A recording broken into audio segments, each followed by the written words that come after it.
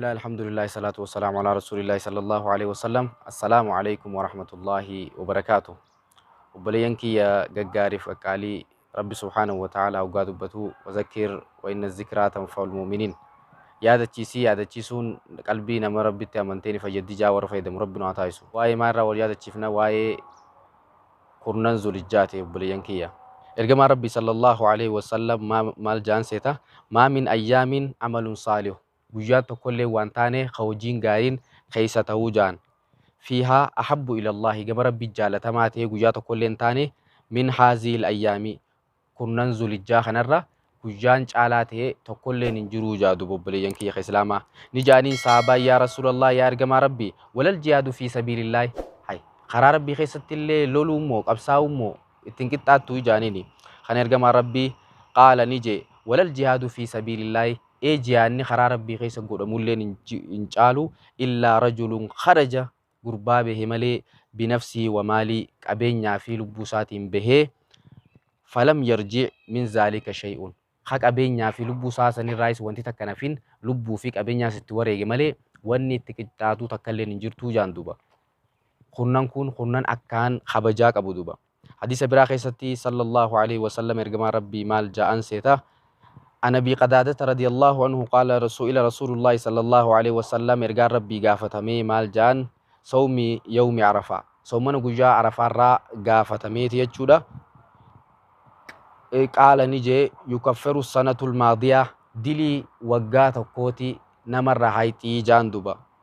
Wabaaqiyaa akkasuma dilii amata dhuftuutii fi dilii amata dabartee namarraa hayxii jaan duba. Dilii amata tokkoo sirraa haqamuun safaaxaa mi duba. Sanii miti diliin torbaan tokkos yoo sirraa haqamte waan ajaa'ibaati duba. Kanaaf dilii amata dabreetii fi dilii amata dhufuu sirraa hayxii jaan duba. Kanaaf sommanuun waan akkaan barbaachisaati jechuudha. Kurnan kun eega seenee maal godhuu qabna? Qaraatii quraanaa qara'uu qabna. Zikrii heddummeessuu qabna. Dalagaa toltuu hunda osoo hin tuffanne dalaguu qabna. Laa tahqiranna minal ma'ruufi shay'un jaan. Toltuurraa habba takkallee kan tuffannee jaan ergamaa Rabbi sallallahu alaihi wasallam. Walaw an talqaa akhaaka biwajhin talqin. Osoo fuula obboleessa keetillee obboleessa kee fuula diriiraa ta'een qunnamullee taatee jaaduba. Bakka biraatti tabassuma fi wajhika sadaqaa jaa.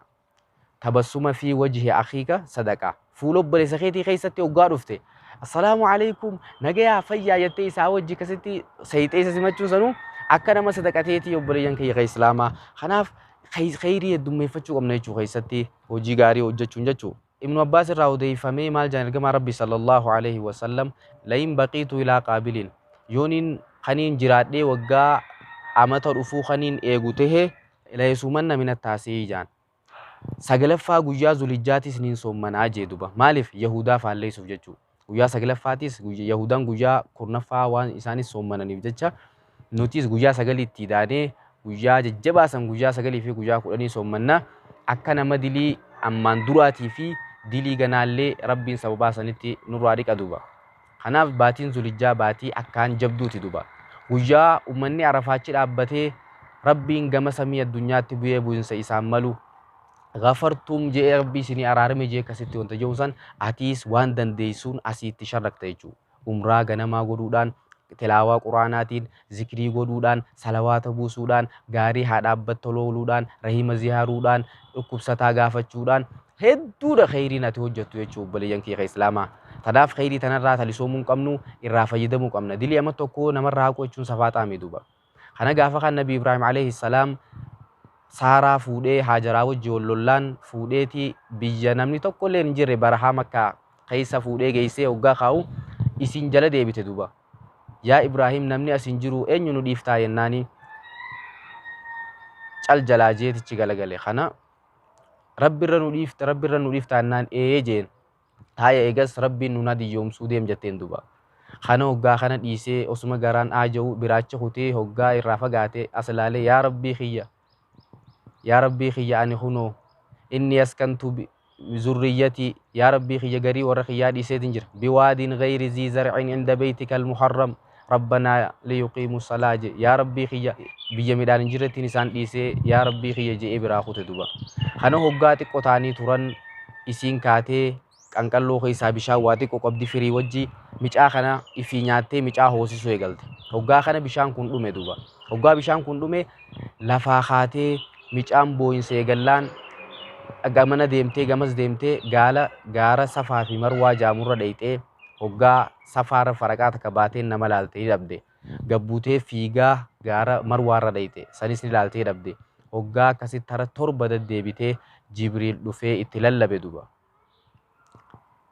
kunoo bishaan dhufeeti miiluma isaatiin akkana haadhee baasee deemi kuma micaa laalladhu jee waan barbaadu hoggaa kanas deebi'u wanti bahee bishaan zamzami duba akkasitti zam jettee zimmi jettee walii qabdee bishaan zamzam kana qabde duba rasuulli rabbi sallallahu alaihi wasallam osoo guyyaa san isiin akkasitti walii qabuu baattee jechuu isiin taa jettee dhorkuu baattee silaa yaa'eeti addunyaa tana ol gahaa jee duba kanaaf guyyaa san bishaan zamzam haammaan tana dhaqanii akkasitti dhiqatanii makka harkatan san walii qabde duba achi booda micaa kana obaaftee rabbiin subhaanahu wa ta'ala bishaan achi baasee fi manaasikni hajjii haammaan tana dalagaa warra hajjii godhachuu Safaa fi Marwaa jidduu deeman kun isii gaafas akkasitti ichi jidduu deemee warri hajjii godhorraan tana hojii hajjii irraa takka taateeti duba akkasitti isiin fiiguun san jechuu kanaaf isiin gaafas isaa fi Ismaa'il fuudhanii uummanni tokko ammaas zarri tokko deemaa dhufaniiti isii gaafatan culullee takka tabakkasan marsitu harkan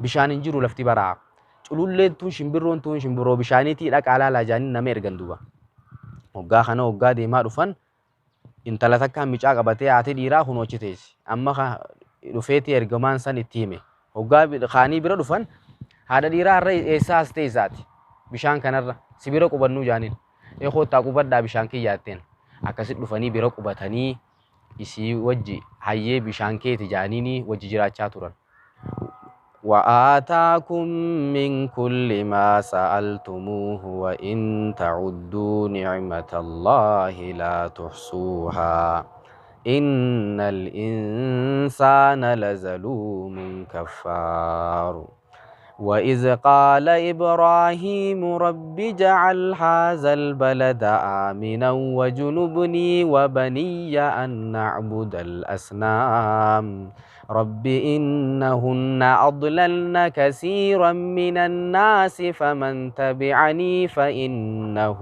مني ومن عصاني فإنك غفور رحيم ربنا إني أسكنت من ذريتي بواد غير ذي زرع عند بيتك المحرم ربنا ليقيموا الصلاة فاجعل أفئدة من الناس تحوي إليهم وارزقهم من الثمرات لعلهم يشكرون ربنا إنك تعلم ما نخفي وما نعلن وما يخفى على الله من شيء في الأرض ولا في السماء الحمد لله الذي وهب لي على الكبر إسماعيل وإسحاق إن ربي لسميع الدعاء أنا فبليان كي يا رب نور جالته يا دا مراد رب نهاجوته ورد أجفتي فايدة مرب نهاجرو وآخر دعوانا أن الحمد لله والسلام عليكم ورحمة الله وبركاته